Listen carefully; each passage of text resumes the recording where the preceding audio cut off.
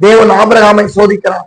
ஏன் ஆண்டவர் ஆபிரகாமை சோதித்தார் என்றால், நீங்க ஆதியாகமம் 22 நீ கடைசி பகுதியை படிச்சேன் தெரியும். தேவனுக்கு அவன் பயப்படுகிறானா என்பதை பார்க்கும்படியாக கர்த்தர் ஆபிரகாமை சோதிக்கிறார். நான் நினைக்கலாம், ஒரு சொந்த குழந்தைய ஆபிரகாம கிட்ட ஆண்டவர் கேட்கிறாரு, அவன் தாங்கி இருப்பானா? அவனுடைய கெப்பாசிட்டி ஆண்டவருக்கு தெரியும். ஏன்னா அவன் கடவுளுக்குள்ள வளர்ந்த விதம் அப்படி இருந்தது. அவன் ஆண்டவரை நம்பின விதம் அப்படி இருந்தது. 25 வருடமாக ஒரு குழந்தை பிறக்கும் சொல்லி வாக்கு தத்துவம் நிறைவேறும் சொல்லி சாரால் கர்ப்பம் அழைக்கப்பட்டிருந்தது. சூழ்நிலைகள் மாறி இருந்தது. அவனை சுத்தி எல்லாம் நெகட்டிவா பேசினாலும் ஒரு தேவ மனிதன் இருந்தான், கர்த்தருடைய வார்த்தையை நம்பி வாழ்ந்தான். அவனுக்கு கர்த்தர் 100 வயதுல குழந்தை கொடுத்தார். 100 வயதுல குழந்தை கொடுத்தாலும் 12 வயசுல அந்த குழந்தைய கர்த்தர் பலியிட கேட்கிறாரு.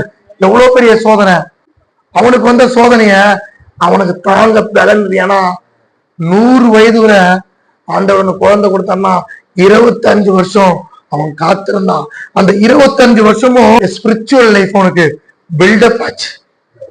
அவனுடைய ஆவிக்க வாழ்க்கை அவனுக்குள்ள ஸ்ட்ராங்கா மாறினது.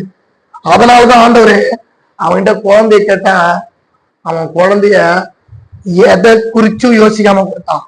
யோசிச்சு பாருங்க, மலை மேல ஏறும் போதும் அந்த குழந்தைய பலியிட போதும் வேத சொல்லு ஆபிரகாம் முறுமுறுக்க வேலையா. தேவன் ஒரு சிலரை சோதிக்கிறது காரணம் அவர்கள் கடவுளுக்கு பயந்து வாழ்கிறார்களா என்பதை பரீட்சை பார்க்கறதுக்காக. கொஞ்சம் கூட யோசிக்கல. மகனை தூக்கி வைக்கிறான், கத்தியை தூக்கி வைக்கிறான், எல்லாத்தையும் ரெடி பண்றான். கத்தி எடுத்து போகும் போது கர்த்தர் சொல்றாரு, ஆபிரகாமே பிள்ளையாண்டான் மேல் கையை போடாதே, இன்றிலிருந்து உனக்கு ஒரு டைட்டில் வைக்கிறேன்டா, நீ ஆசீர்வதிக்கப்பட்டவன்ல, நீ தேவனுக்கு பயந்தவன் என்பதை நான் அறிந்தேன்.